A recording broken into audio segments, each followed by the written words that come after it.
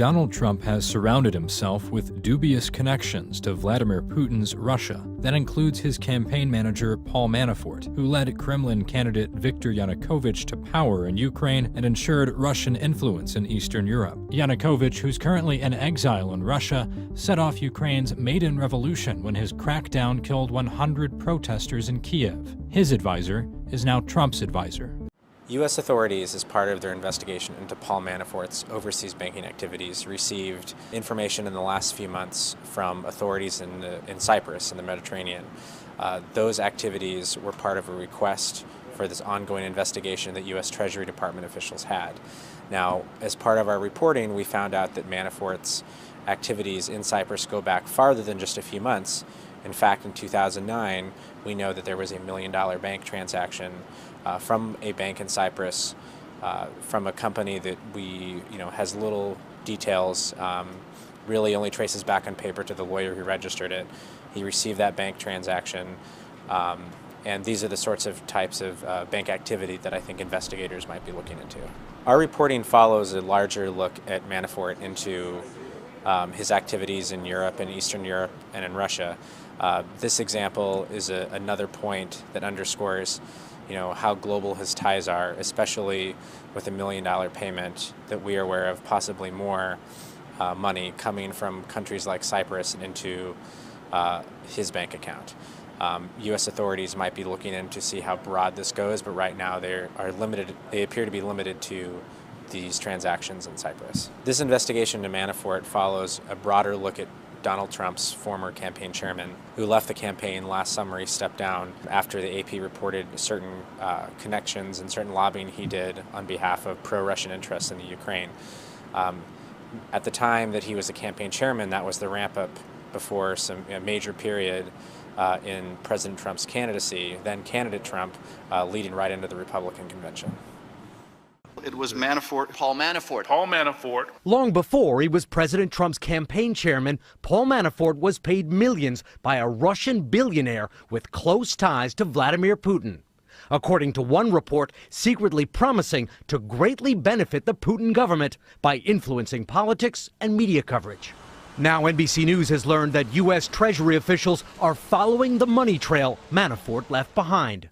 It led them and us to a small island in the Mediterranean. This is where some of the money Manafort got from the Russian tycoon went. Banking sources with direct knowledge of the transactions tell NBC News at least 15 accounts were opened here for more than 10 companies, all linked to Manafort.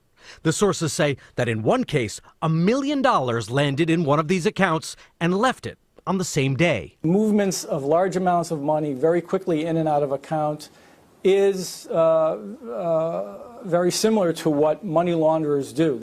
And there was a lot of money involved, including $18.9 million to buy a Ukrainian media company for Oleg Deripaska, who, according to WikiLeaks, State Department officials described as one of 2 to 3 oligarchs Putin turns to on a regular basis.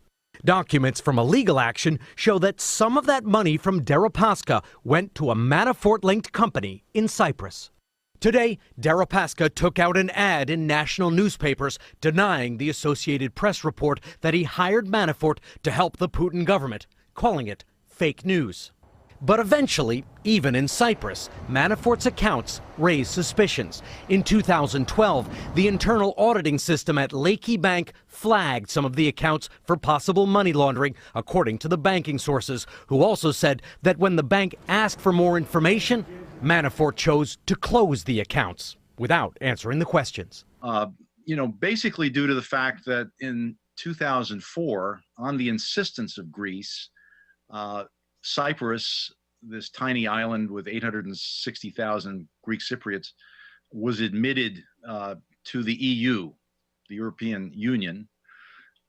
This is a country that basically, except for banking, has only beaches, and has become a kind of raging tax haven. Has not only a banking haven, but also very low tax rates, 10% corporate tax rates for non-resident companies.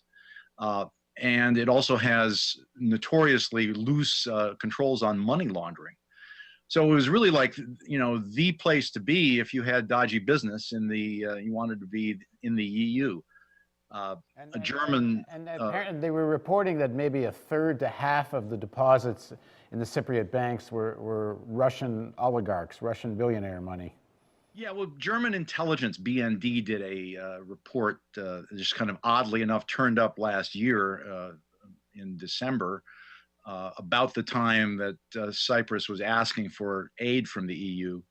And that argued that there was about $26 billion of Russian deposits that were from dubious sources. Criminals earning huge sums of money from drug trafficking, weapons smuggling and extortion need to show a legitimate source for their income in order to dodge the police and tax authorities. So they embark upon a so-called laundering process made up of 3 stages. The first, filtering. Black market deals are often paid in cash, which is divided up into smaller sums to avoid any large and conspicuous bank deposits. Each stash is given to a frontman. The money can be banked, gambled away on casinos, lotteries and sports bets, or invested in precious metals and luxury goods. The second step is all about camouflage. The money has to exchange hands enough times for its origin to become untraceable. Often it's channeled into tax havens known for their less vigorous checks or filtered through fake companies. By purchasing an outwardly respectable business, criminals are able to obtain the relevant receipts to make everything look legitimate.